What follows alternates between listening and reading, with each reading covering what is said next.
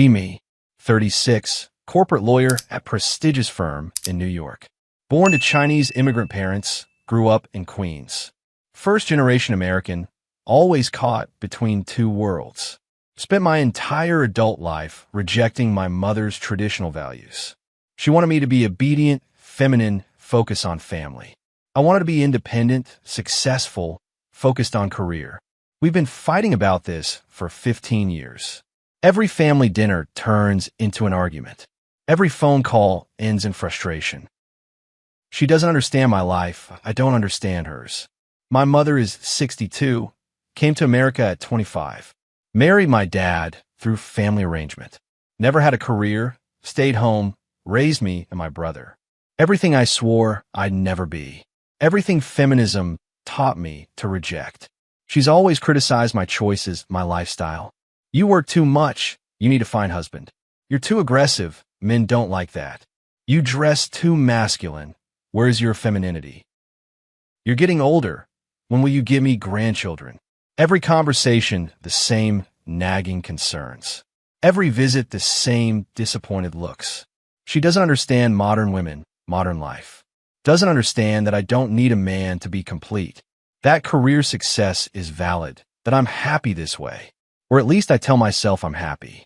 This weekend is Chinese New Year family dinner. Mom's been planning for weeks, making traditional food. My brother David is coming with his wife and 2 kids.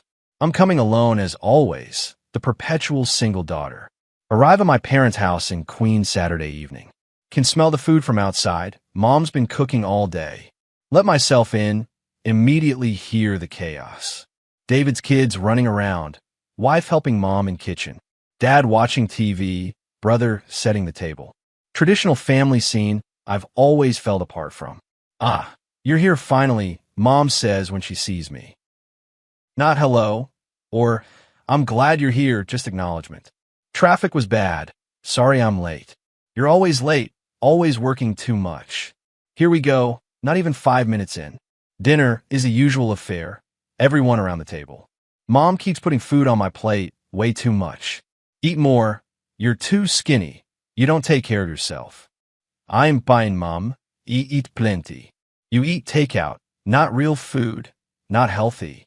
David and his wife exchange glances. Here we go again. Mom turns her attention to more pleasant topics. David, how is work? How are the kids doing in school? He updates her. She beams with pride. So successful, and such a good father. And Lisa, you're doing a wonderful job with the children. His wife smiles, accepts the praise graciously. Then Mom looks at me, the comparison inevitable. And you, still no boyfriend, still just working all the time. Feel my jaw clench, forcing calm response. I'm up for part of this year, Mom. That's important. Partner, always career. When will you have life? My career is my life. That's what I chose. Mom shakes her head, disappointed as always. I didn't come to America for you to be alone. I came so you could have good life, good family. I have a good life.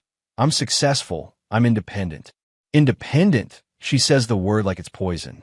Independent means alone, means no one to care for you. This same argument we've had 1,000 times. Mom, I don't need someone to take care of me. I take care of myself, just pine. She's quiet for a moment, then speaks carefully. You think I was weak because I stayed home. You think I wasted my life because I didn't have career. I never said that. I just made different choices.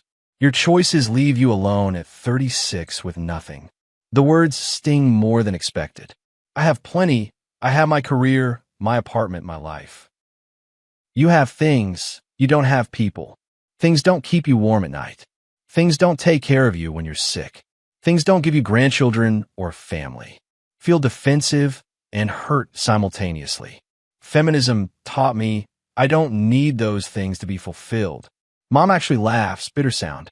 Feminism, always feminism with you. Feminism didn't teach you to be happy. Just taught you to be alone and call empowerment. The observation cuts deeper than I want to admit. Rest of dinner is tense, awkward silence. After the kids finish eating, Mom starts clearing dishes. Lisa jumps up to help. They work together easily. I sit there, unsure whether to help or not. Always felt uncomfortable in Mom's kitchen. Like I don't belong there, like it's not my space. David pulls me aside after dinner. You okay? That was pretty rough in there. I'm fine. It's always like this with Mom. Maybe she has a point, though. Look at my brother, surprised. What do you mean? I mean, look at your life objectively. You work 80 hours a week. You're alone. You seem stressed. Is that really better than what Mom built? Feel betrayed. Thought he'd be on my side. You sound just like her. Like I'm a failure. I'm not saying you're a failure. You're incredibly successful. But are you happy? Genuinely happy? The same question everyone keeps asking. I'm satisfied with my accomplishments. That's not what I asked. Before I can respond, Lisa calls us back. Time to cut the New Year cake. Family tradition. We gather around. Mom lights candles. Makes a wish in Chinese. Something about family harmony. Look around the table at everyone. David and Lisa holding hands, smiling at each other. Their kids excited about cake, about being together. Mom and Dad sitting close, comfortable after 35 years. And me, sitting alone, phone in my hand. Checking work emails during family celebration. Drive home that night thinking about Mom's words. About having things, but not people. About independence, meaning alone. About feminism teaching me to be isolated. Arrive at my apartment, expensive and empty. High-rise in Manhattan, exactly what I wanted. Floor to ceiling windows, modern furniture, perfect kitchen. That I never cook in because I'm always working. Sit on my designer couch in the dark. Look around at my accomplishments, my things. Everything I worked for, everything I achieved. And feel desperately, crushingly alone. Monday morning back at work, burying myself in cases. This is what I'm good at. This is where I thrive. Lunch with my friend Rachel, also a lawyer. She's 38, same trajectory as me, same choices. How was Chinese New Year with the family? The usual disaster. Mom on my case about being single. Rachel nods sympathetically. My mom's the same way. Jewish mother guilt is real. Wants grandkids constantly. Why do they not understand our choices? Because they're from different generation. When they grew up, women didn't have options. We both nod, comfortable in our shared narrative. That we're enlightened, they're outdated. That we chose freedom, they chose limitation. But something nags at me this time. Can I ask you something honestly, Rachel? Are you happy, like genuinely fulfilled? She looks surprised by the question. I'm successful. I make good money. I'm independent. That's not what I asked. She's quiet for a long moment. I don't know. I don't let myself think about it. If I think about it too much, I start questioning everything. We finish lunch in contemplative silence. Week later, Mom calls me midweek. Unusual.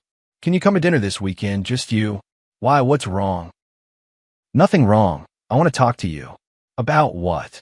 Just come, please. Your father will be out with David. Agree reluctantly. Worried what this is about. Saturday, arrive at parents' house. Just Mom there. She's made my favorite dishes. Clearly planned this. We eat in unusual silence. She's not nagging for once. After dinner, we sit in the living room with tea. I want to tell you something. Mom starts. I've been thinking about what you said at New Year. About me thinking you wasted your life. Wasn't expecting this conversation. I don't think your career is waste, she continues. I'm proud you're successful, proud you're smart. But I worry about you, about your life. Feel defensive walls going up. Mom, I'm fine. I don't need you to worry. Let me finish, please. Just listen. Force myself to be quiet. Let her speak. When I came to America at 25, I had nothing. No education, no English, no skills for American workplace. I married your father because that was the option I had. Never heard her talk about this so openly. I didn't choose to stay home because I was weak. I stayed home because that's how I could contribute. I raised you and David. I managed the household. I made it possible for your father to build his business. She's getting emotional, voice wavering. I gave up a lot. Yes, I had no career, but I built something important. I built a family. I built a life that had meaning and connection. Tears in her eyes now. You think feminism liberated you from my life. But I look at you, and you seem more trapped than I ever was. Trapped by work, trapped by independence, trapped by this idea that you don't need anyone. Her words hit hard, landing in my chest. I had your father to support me when times were hard. I had you and David to give my life purpose. I had family and community and connection. What do you have when work isn't enough? Can't answer, throat too tight. I see you at 36, alone, working all the time, making money but not making memories, building career but not building relationships. And it breaks my heart because I wanted better for you. Start crying, can't hold it back anymore. I thought you wanted me to be traditional like you. I wanted you to be happy. That's all I ever wanted. I thought you disapproved of my choices. I disapprove of you being alone and calling it success. We cry together, years of misunderstanding between us. You were right to get education, right to have career, but you were wrong to think that meant rejecting everything else.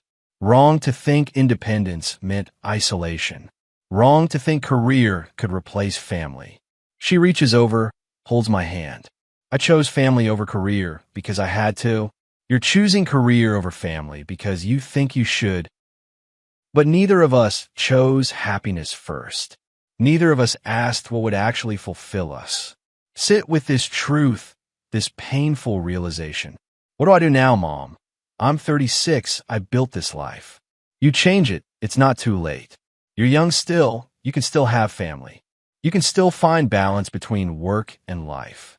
But it feels impossible too late. How? I don't even know how to meet people anymore. I work all the time. Everyone I know is from work. Then work less. Make time for life.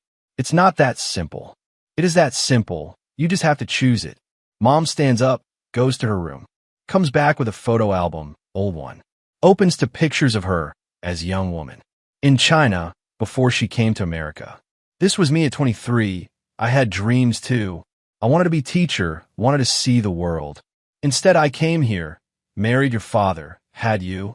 She's looking at the photos with wistful expression. Do I regret it? Sometimes I wonder what if. But then I look at you and David and my grandchildren, and I know I built something that matters, something that will outlast me. She closes the album, looks at me directly. Your career will not hold your hand when you're dying. Your success will not visit you when you're old. Your independence will not comfort you when you're alone. Only people do that. Only family does that. The truth is undeniable and devastating. But you always seemed so traditional, so against my choices, because I could see where they were leading, to exactly where you are now, alone and unfulfilled. But you called it independence and success. So I couldn't reach you, couldn't make you see. All these years of fighting, of misunderstanding. She was trying to protect me from this loneliness, from this empty success that looks good but feels hollow. Stay at Mom's house that night, in my old room, surrounded by childhood memories and old photos. Can't sleep, keep thinking about everything she said, about building things versus building career, about connection versus independence, about happiness versus success. Next morning, Mom makes breakfast like she used to. We eat together, comfortable silence for once.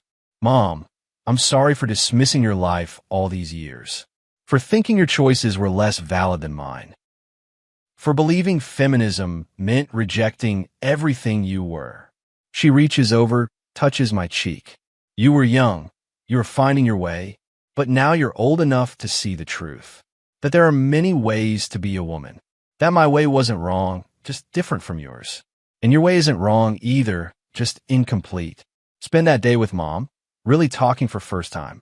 She tells me about her life, her choices, her regrets, about coming to America scared and alone, about learning to love Dad through arranged marriage, about finding purpose in raising us, about the sacrifices she made willingly. I tell her about my life, my loneliness, my doubts, about the pressure to succeed, to prove myself, about the fear of ending up alone, about wondering if I made wrong choices. We cry together, laugh together, connect finally. After years of fighting, we're finally understanding each other. You don't have to choose between career and family, she says. You can have both. You're smart enough, capable enough. You just have to want both, have to make space for both. She's right. I've been so focused on proving her wrong, on proving I could succeed without traditional life, that I never stopped to ask what I actually wanted. Following weeks, I start making changes. Leave work at 6 p.m. instead of 9 p.m. Join a community group. Meet people outside work. Start cooking at home instead of ordering takeout. Visit my parents more, build relationship with mom. One Saturday, mom invites me to her weekly mahjong group. Her friends, all Chinese immigrant women her age. I've avoided these gatherings for years. Saw them as traditional, outdated, not for me. But go this time for mom and maybe for myself. The women welcome me warmly, include me immediately. They're playing mahjong, but also talking, laughing, sharing stories about their lives, their families. Mrs. Wong talks about her daughter, the doctor. She's like you, very successful, very independent. But she also got married last year, very happy now. Mrs. Chen adds, my son was too focused on career. We worried he'd end up alone like you. But he met someone at 38, they just had a baby. The casual like you stings, but also validates. I'm not the only one on this path. Not the only one who chose career first and wondered later. Mrs. Liu, who's been quiet, speaks up. You know what I've learned in 65 years?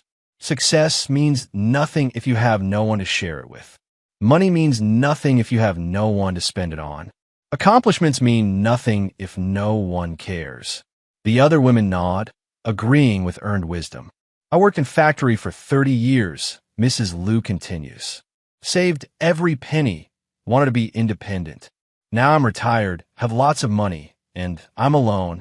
My husband died, my children are busy, I have no one. She looks at me directly, don't be like me.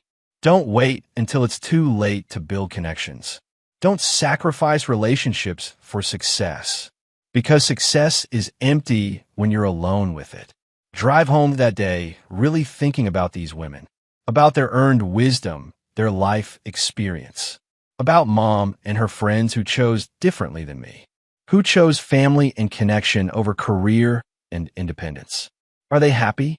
Looking at them today, mostly yes. Are they fulfilled? They seem to be genuinely. Do they have regrets? Probably everyone does. But they have people, they have connection, they have meaning. That night, call Rachel, my lawyer friend.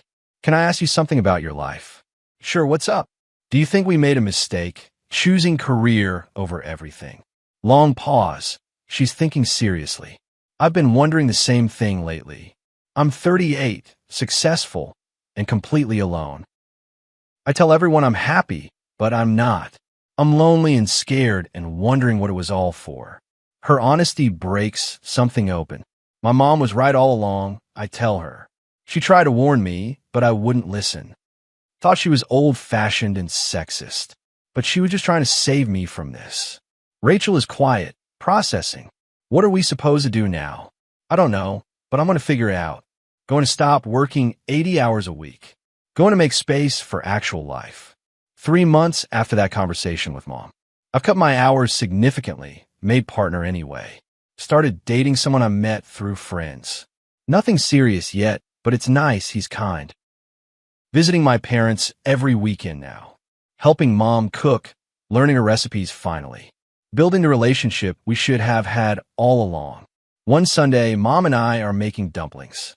Something we've done together since I was little. But I stopped years ago, too busy, too modern for this. Now I'm back, learning again, appreciating it. You seem different, mom says. More relaxed, more at peace. I feel different, I think I'm happier. She smiles, continues folding dumplings. You're finally finding balance. Finding what I was trying to tell you all these years. That success without connection is empty. That independence without love is lonely. That career without family is incomplete. Look at my mom, really see her for first time. Not as obstacle or opponent in my feminist journey, but as wise woman who tried to protect me, who tried to share her earned wisdom, who tried to save me from mistakes she could see coming. I'm sorry I didn't listen sooner, Mom. I'm sorry I dismissed your life and your wisdom. She reaches over, squeezes my hand. You had to learn it yourself, I understand. Western feminism taught you to reject everything I am, to see traditional women as oppressed and weak. But you're finally seeing that's not the whole truth. She's absolutely right, that's what I believed. That she wasted her life, that she had no choice. That her generation was trapped by circumstances. But looking at her now, at her life, at what she built, she seems more fulfilled than I've ever been. More connected, more loved, more purposeful. TFW, you spent 15 years rejecting your traditional mother. TFW, you thought feminism meant rejecting everything she stood for. TFW, you're 36, successful, and desperately alone. TFW, your mother was trying to warn you all along. TFW, she built family and you built career. TFW, her life seems more fulfilling than yours. TFW, you finally understand what she was trying to say. TFW, independence meant isolation all along. TFW, success without connection is empty. TFW, your traditional immigrant mother was right. Still believe in women having choices and careers. Still think my education and success matter. Still value independence and self-sufficiency. But now understand that's not everything. That connection and family matter too. That my mother's choices weren't weakness. That traditional doesn't mean oppressed. That different generations have different wisdom. Mom didn't waste her life staying home. She built something I'm only now learning to appreciate. She created family, connection, community. Things money and success can't buy. Things career and independence can't replace. I thought I was enlightened and she was trapped. Really, I was isolated and she was connected. I thought I was empowered and she was oppressed. Really, I was lonely and she was loved. That's what 36 years and lots of pain taught me. That my traditional Chinese mother understood something. That Western feminism couldn't teach me. That success means nothing without people to share it with. That independence means nothing without connection. That career means nothing without family. She tried to tell me for 15 years. I finally listened when the loneliness became unbearable. When success stopped feeling like enough. When independence started feeling like prison. Now at 36, I'm rebuilding. Rebuilding my relationship with Mom. Rebuilding my understanding of fulfillment. Rebuilding my life to include both career and connection. It's not too late, Mom assures me of that. But I wasted a lot of years learning this lesson. Years I could have spent building relationships. Building the life Mom tried to guide me toward. If I hadn't been so certain she was wrong. So convinced feminism meant rejecting her wisdom. So sure that traditional meant oppressed. Now I know better, finally know better. My traditional mother wasn't my enemy. She was my greatest advocate all along, trying to save me from the loneliness she could see coming. From the empty success I was building. From the isolated independence I was choosing. She was right all along. And I'm grateful I learned it while there's still time. To change, to grow, to build what matters. To honor both her wisdom and my choices. To find balance between career and connection. Between independence and family. Between success and fulfillment. That's what being 36 and finally listening taught me. That my immigrant mother's traditional wisdom was more valuable than any feminist theory. More true than any modern ideology. More loving than any professional success. She was right all along, and I was too proud to see it. Until I was alone enough to feel it. Until I was successful enough to know it wasn't enough. Until I was 36 and desperate enough to listen. Better late than never, Mom says. Better learning than staying lost. Better connection than lonely success. She's right about that too. She's right about everything. Always has been. I just finally learned to listen. To my traditional Chinese mother, who knew all along what I was too modern to see. That some wisdom transcends generations. That some truths transcend ideology. That some love transcends understanding. Until you're ready to receive it. I'm ready now, finally ready. To learn from her, to honor her wisdom, to build a life she tried to show me. That includes both achievement and connection, both success and family, both independence and love. That's what she was teaching all along, while I was too busy rejecting her to see she was trying to save me from exactly where I ended up, alone at 36, successful and empty, to my traditional mother, who was right all along.